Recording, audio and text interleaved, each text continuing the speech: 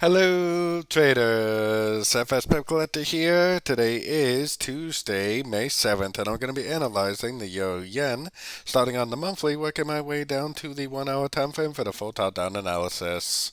So in the Euro Yen, I'm definitely still looking at this as a big 1, 2, 3 pattern, and I definitely don't see any reason wave 3 is over yet, but I do see a subdivision of the wave 3, 1, 2, 3, 4, 5 of 3. So I think we possibly are getting very close to the end, and also if you kind of zoom out a little bit, we are back up at the all-time highs, at least on the O-end chart. I think there is actually quite a bit of data that we don't see here, but eventually I do believe that we are going to make a wave 4 and then go up and make a wave 5. So I think there's a long time before this trend is actually over. Going down to the weekly time frame, we have no breaker structure to the downside. We have no engulfing move to the downside. We have no lower high. There's no evidence yet that the wave 3 is actually over. It does kind of look like, based on the subdivisions, 1, 2, 3, 4, 5, that it definitely could be over. And if it is over, then it's possibly getting ready to make a big wave 4 correction, which would last probably several months.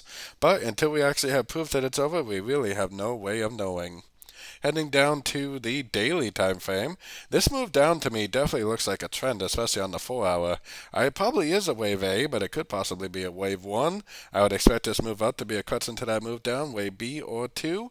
Then I would expect to see another push down for either a C or a wave 3.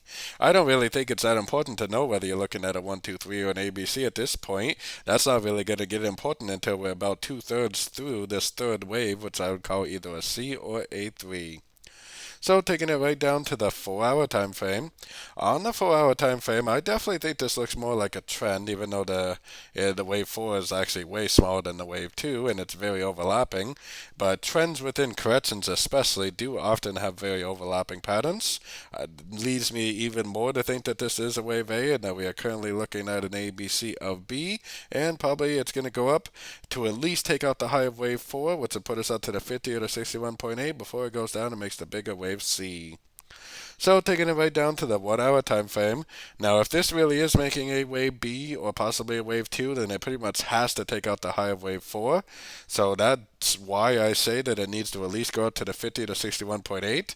Now it doesn't need to do it all at once. It probably is more likely that it's not going to do it all at once. It's probably more likely going to end up looking something like this for either some sort of an ABC correction of B or an ABC correction of wave 2. So I would definitely be looking for longs, but I would be a little bit cautious. I think the wave A of B or the wave A of 2 is probably about over. We're probably pretty shortly going to end up making a correction to this move up like a B and then back up again later on for a wave C.